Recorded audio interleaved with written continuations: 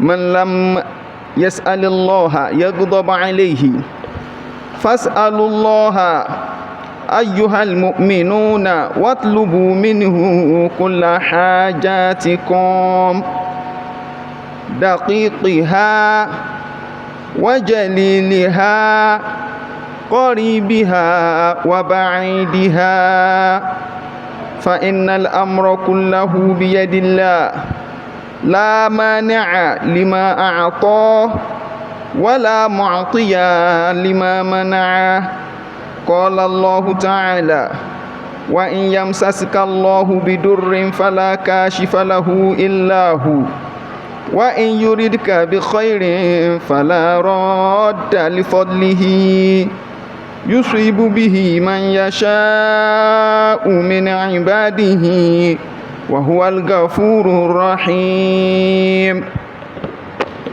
adúpẹ́ fún Ọlọ́run, atọrọ ìkẹ́ àtìgẹ̀ tó pọ̀ fún Ànábì wa Muhammad, àlékún kẹ́ Ọlọ́run àtàlékún gẹ̀ rẹ̀ àti àlékún àlùbáríkà rẹ̀ Ọlọ́run dákun bá wa ṣe fún Ànábì wa Muhammad, gbogbo àwọn ará ilé ẹ̀, gbogbo àwọn sàhábé rẹ̀ Ọlọ́run dákun bá wa ṣe dáadáa fún wa. Ọlá la ilaha illallah, ọlá Muhammadun Rasulullah sallallahu alaihi wasallam. A kí gbogbo wa pé a tún kú Jumu'ah tòní. Ọlọ́run ọba abẹ nínú àánú ẹ̀ kó jẹ́ kí a ṣe ọ̀pọ̀lọpọ̀ Jumu'ah láyé. Kọ́lọ́run kó má jẹ́ kí a fi eléyìí dágbére fáyé. Ọlá la hawla wala quwwata illa billahil aliyyil azim. Ọlọ́run ọba Ta'ala ń bá wa sọ̀rọ̀ nínú Al-Qur'an gẹ́gẹ́ bí tí kútúbà ti ń bá wa sọ lọ nípa wípé àwọn àbá dáadáa téèyàn gbọ́dọ̀ máa dá sọ́lọ́run, kéèyàn ó láníyàn rere sí gbogbo nǹkan tí ó bá máa dábàá rẹ̀ sọ́lọ́run. Gẹ́gẹ́ bí a ti wá sọ wípé nínú ọ̀kan ń bẹ náà ní wípé nínú ìgbà tí èèyàn bá ń bẹ lọ́hun tí ń pè é, èèyàn gbọ́dọ̀ máa dábàá dáadáa sí i, èèyàn gbọ́dọ̀ máa dábàá rere sí i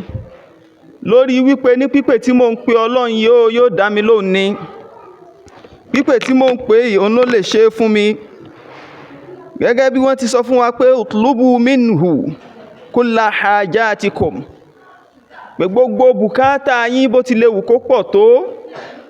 ẹ máa wá lọ́dọ̀ Ọlọ́run ọba yìí, ọba tó lè ṣe é, tó lè fi léni lọ́wọ́. Daqiqiha,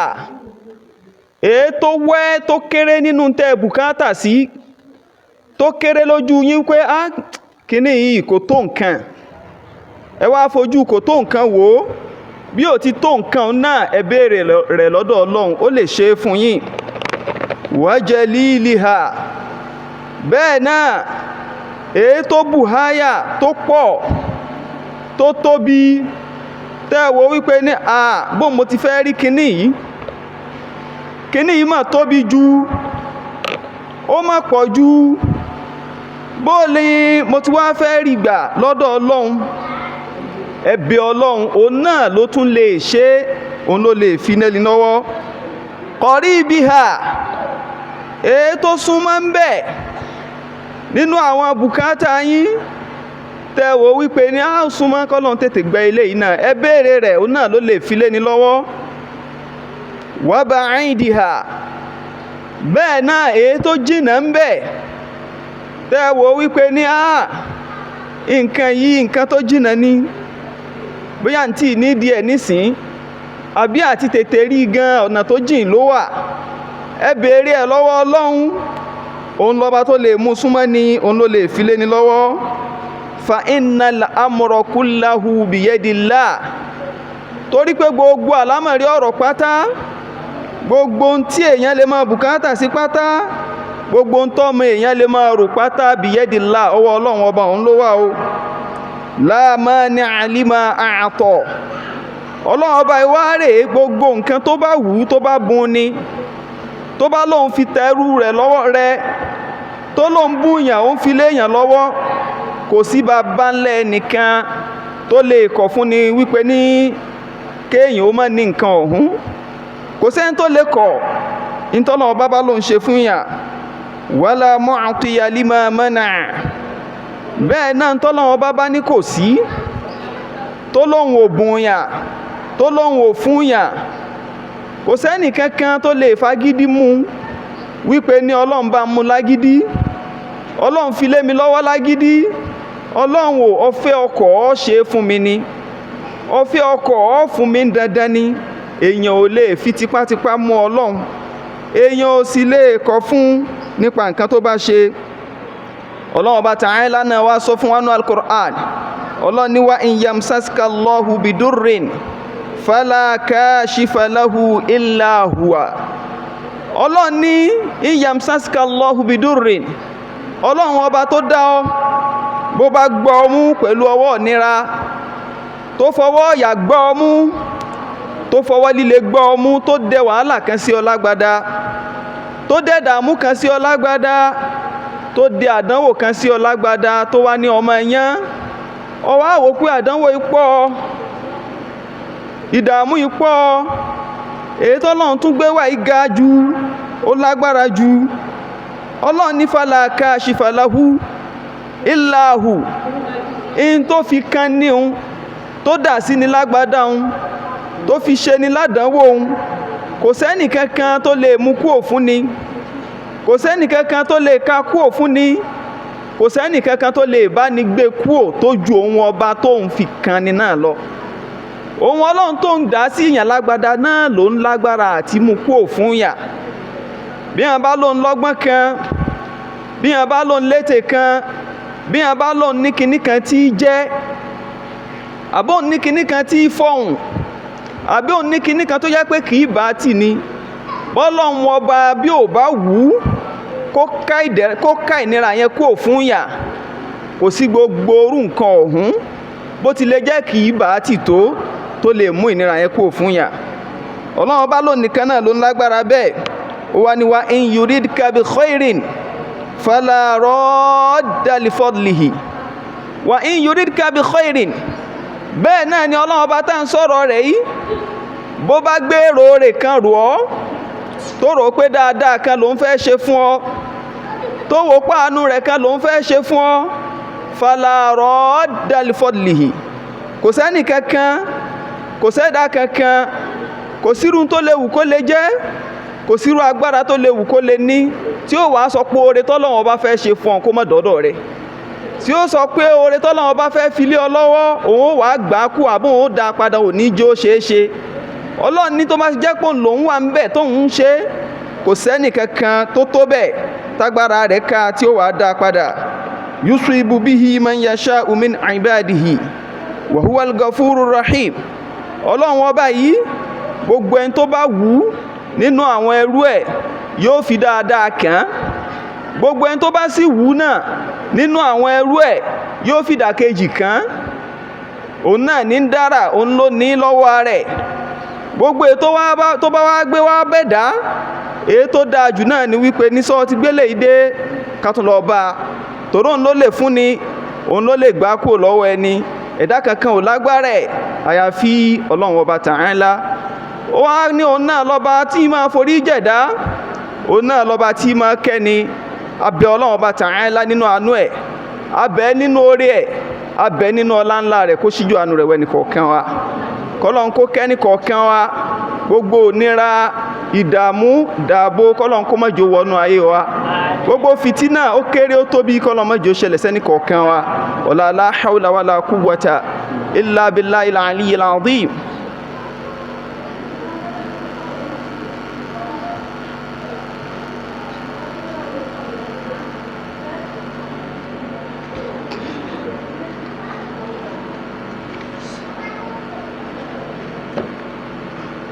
الحمد لله رب العالمين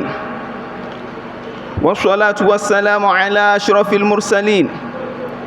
محمد رسول الله صلى الله عليه وسلم المبعوث رحمة للعالمين من موانع إجابة الدعاء الذي حثنا أن نغادرها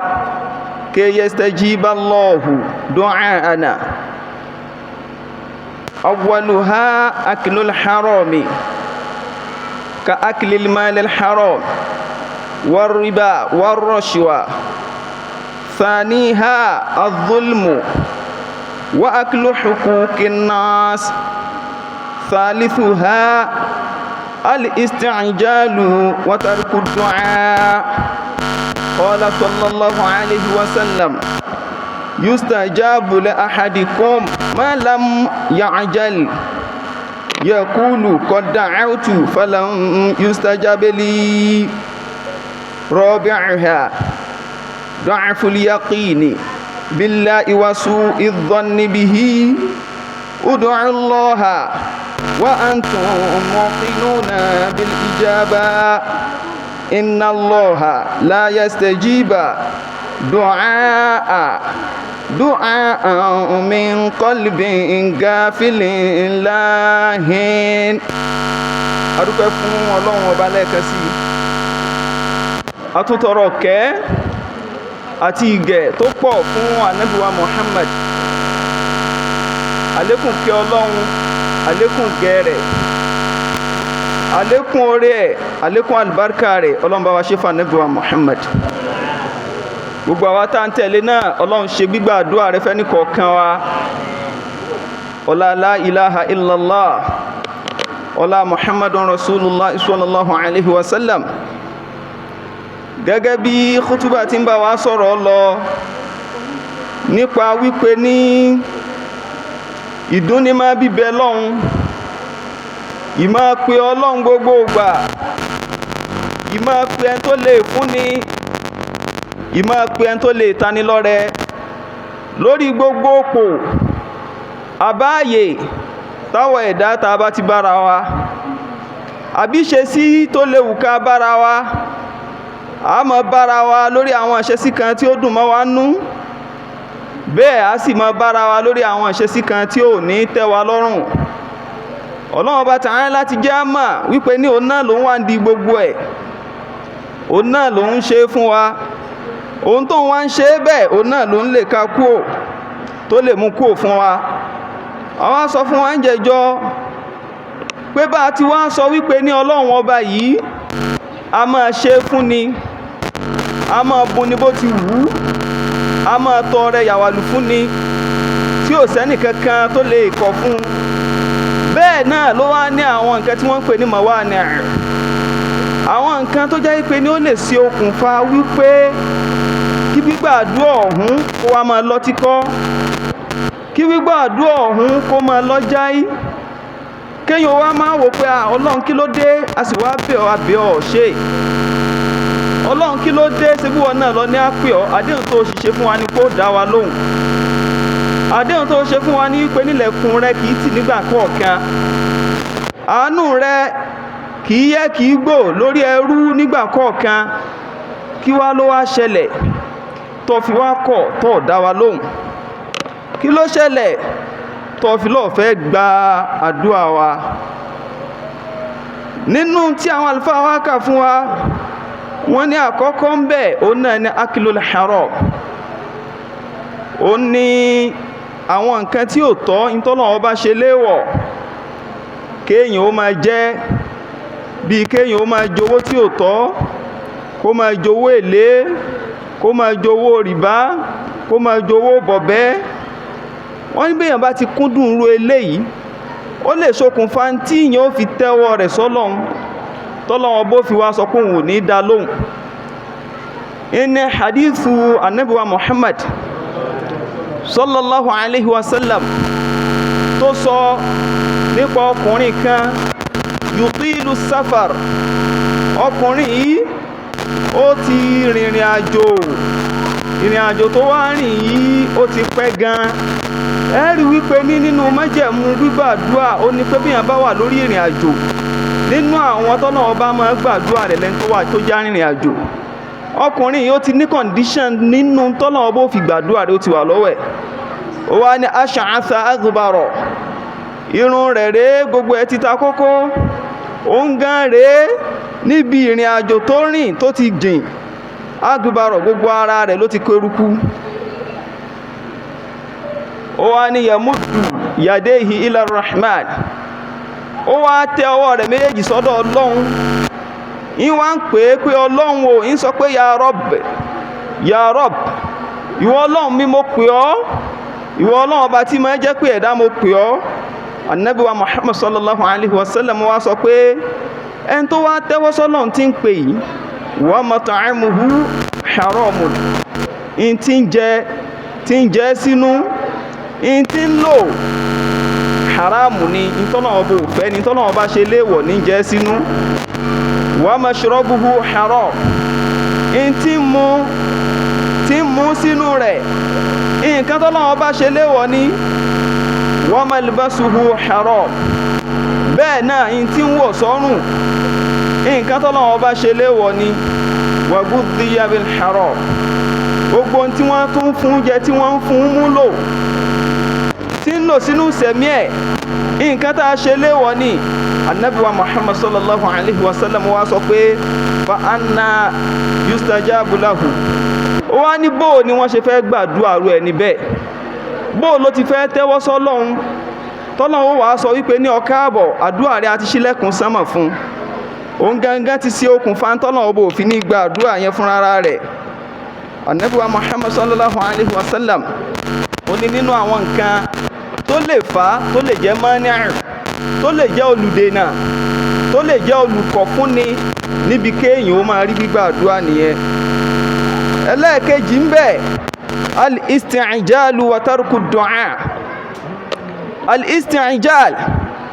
wa tarku du'a, ó ní pé kéèyàn ó máa kánjú wa tarku du'a, látara kánjú tí wá kánjú ó wá wò pé kíní ti sú mi ló bá fàdúrà ṣíṣe lẹ̀, kò bá ṣe é mọ́, kò bá pe ọlọ́run ọba mọ́ pé ǹjọ́ ọdún wo lọ́wọ́ tó fẹ́ dá a lóhùn, àti ń pè ọ́ láìmọye ọdún ọ̀n ṣe bí ìpọ̀ rí wa, àti ń pè ọ́ láìmọye ọdún ọ̀n ṣe bí ìpọ̀ ní gbọ́ ti wa, ǹjọ́ lọ́wọ́ tó wá fẹ́ dá wa lóhùn. Ó wá pàátì, ó wá lóhùn ò ní ṣe mọ́, ìpàátì pé kò ṣe é mọ́ ohun tí ò dún ní mọ́ ohun ọlọ́ọ̀bá náà bá mọ́ wòran padà. Ó ti jẹ́ nǹkan tó lè jẹ́ ní tó lè ṣe adínà fún àdúrà rẹ̀. ńlá Ànábì wa Muhammad sallallahu alaihi wasallam ló fi jó yé wa nínú ọ̀kan náà hadithi rẹ̀ pé yustajabu li abdin ma lam ya'jal, ó ní ọlọ́run ọba yóò gba àdúrà ẹrú kan ó tẹ́wọ́ sọ́lọ́run yóò pé ọlọ́run ẹlẹ́dàá mi o, ìwọ ọba tó dá mi sáyé o, nǹkan báyìí ni mo fẹ́ lọ́dọ̀ rẹ̀, oore báyìí ni mo fẹ́ kó ṣe fún mi, nǹkan báyìí ni mo fi lé mi lọ́wọ́. Ó lọ́lọ́run ọba ó gba àdúrà yẹn lópin ìgbà tí ó bá ti jẹ́ wípé ní ìpè ọlọ́run yẹn òun náà ti ní ìkíláàsù pẹ̀lú ẹ̀. Àwọn nǹkan tó sì jẹ́ májẹ̀mú téèyàn fi máa rí gbígbà àdúrà ń tẹ̀lé ọ̀tọ̀ tún nìyẹn lọ́tọ̀ táàtù máa tírìtì yẹn táàmù yanjú ẹ̀ pé kí ni àwọn ṣùrùt, kódà àwọn ahwal àti àwọn awqat tí máa ṣe sábàbí téèyàn fi máa rí gbígbà àdúrà. Wọ́n tó bá ti jìnnà, tó bá ti jẹ́ wípé ní gbogbo àwọn tó lè máa ṣe ìkọ́dí gbígbà àdúrà rẹ̀ fún Ànábì Muhammad sallallahu alaihi wasallam, ó ní yóò padà rí gbígbà àdúrà lópin ìgbà tí yóò bá ti kánjú, tí ó máa sọ pé qad da'awtu falam yustajab li, pé ẹ gbọ́ ó ti wá sú mi o, mo ti pe ọlọ́run, mo ti bẹ́ẹ̀, wọ́n ní àbẹ́, wọ́n tún ní kinní kan ní káké, wọ́n tún ní kinní kan ní kàkè, gbogbo ẹ̀ láti ké, gbogbo sàárà láti ṣe, ó wá lọ sú, ó wá ló ń gbé lẹ̀. Ànábì wa Muhammad sallallahu alaihi wasallam ó ní ìyàn máa tún tẹ̀síwájú ni láti fi pé ìtẹ̀síwájú ìwo kónkó lérí ẹ̀ ìní ìlhà kéèyàn ó wo kónkó lérí. Ànábì wa Muhammad sallallahu alaihi wasallam ó léyìn ó padà rí gbígbà àdúrà, ó léyìn ó rí gbígbà àdúrà, ọlọ́run bó ṣiṣẹ́ téèyàn ń fẹ́ fún yàn. Nínú títún jẹ́ nínú àwọn ọmọ wa ní ijabati du'a, nínú àwọn nǹkan títún máa kọ̀ fún ni pé kéèyàn ó rí gbígbà àdúrà, ó ní du'aful yaqin billahi wa su'u dhanni bihi. Du'aful yaqin billah, ìmọ̀dájú téèyàn nínú ọlọ́run pé ọlọ́run ọba máa ṣe nǹkan fún yàn kéèyàn wá jẹ́ kó lẹ kẹ́mi èèyàn ó lẹ kọ́kàn èèyàn ó lẹ sí pé ọlọ́run ọba máa jẹ́ pé ẹni sí pé ọlọ́run ọba máa gbàdúrà ẹni sí pé ọlọ́run ọba máa fi nǹkan téèyàn bá ń fi fẹ́ máa fi léni lọ́wọ́ wàsú udhanni billah àti kéèyàn ó tún wá máa dábàá bú sí tó ṣokùnfà ibi tá a ti débi dùn áì gan tá a fi débi ọ̀rọ̀ àdúrà yìí kéèyàn ó máa dábàá bú sọ́lọ́run wípé ní kò lè ṣe kò lè fi léun lọ́wọ́ kò lè ṣe tóun fẹ́ fún un. Ànábì wa Muhammad sallallahu alayhi wa sallam ó ní ud'u Allah wa antum muqinuna bil ijaba ó ní ẹ máa pe ọlọ́run pípè tẹ́ ẹ máa pè èyàn pe ọlọ́run kó máa doubt èyàn pe ọlọ́run kó máa doubt tó o bá ti pè má doubt ẹ̀ mọ́ torí pé ní gbogbo ẹni tó bá ní ikhlas tó ní ẹ̀mí àtàmọ̀dájú tó ní agbára wípé ní ọlọ́run ọba máa ṣe téèyàn ń fẹ́ fún tó bá ti ní ẹ̀mí yẹn kó má doubt àdúrà tó bá ṣe má lókù torí pé ní kò sí bí yóò ṣe ṣàdúrà tí ó waste kò sí bí ó ti waste àyàfi tó jẹ́ pé ní yóò tún máa jẹ́ àlékún oore yóò máa jẹ́ àlékún ọlá yóò máa jẹ́ àlékún dáadáa fún gbogbo ẹni tí bá ń pe ọlọ́run kò sí bí tí ń pè é tó kò lè jogún òfo kò lè jogún òfo.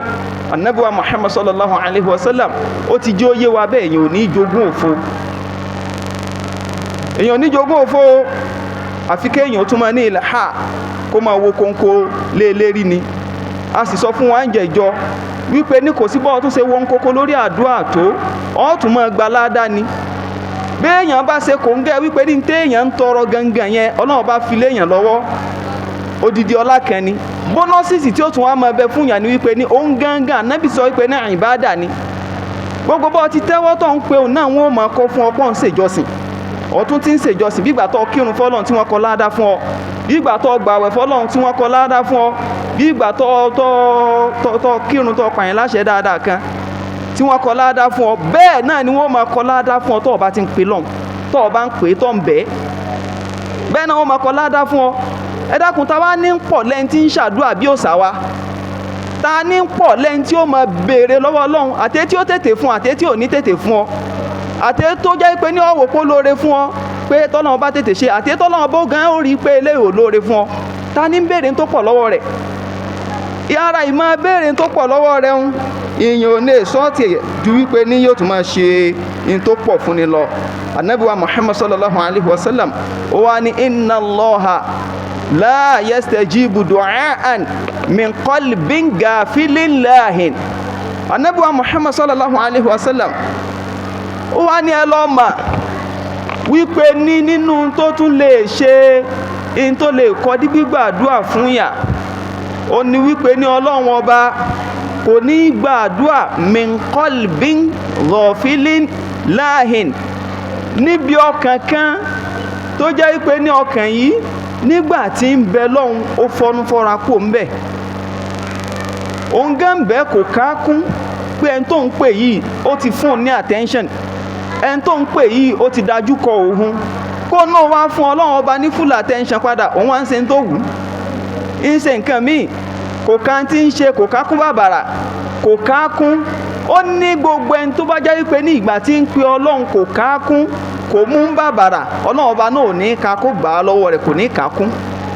ara àwọn nǹkan tó lè ṣe adínàgbò òkú fún gbígbàdúrà rẹ̀ náà nìyẹn ó wá ní láàhìn ọkàn tí tún wá ń ṣeré tí ò mójútó pé odidi iṣẹ́ mò ń ṣe yìí odidi nǹkan tó tóbi mò ń ṣe yìí nǹkan ńlá lèmi náà fẹ́ gbà lọ́wọ́ Ọlọ́run nǹkan tó tóbi lèmi náà fẹ́ gbà lọ́wọ́ Ọlọ́run jẹ́mi náà wá serious àsìkò ìgbà téèyàn bá ń bẹ Ọlọ́run tí ń pè é tó tẹ́wọ́ rẹ̀ méjèèjì sí èyàn ó serious tán yóò kó gbogbo ẹ̀mí rẹ̀ sọ́dọ̀ rẹ̀ tán yóò pè é tán ti yányán Ọlọ́run ọba náà wà á dojúkọ wípé ní àṣọ ti dojúkọ wá àwa náà lọ farabalẹ̀ fún tó báyìí àwa náà lọ tẹ́wọ́ rẹ̀ sí tó báyìí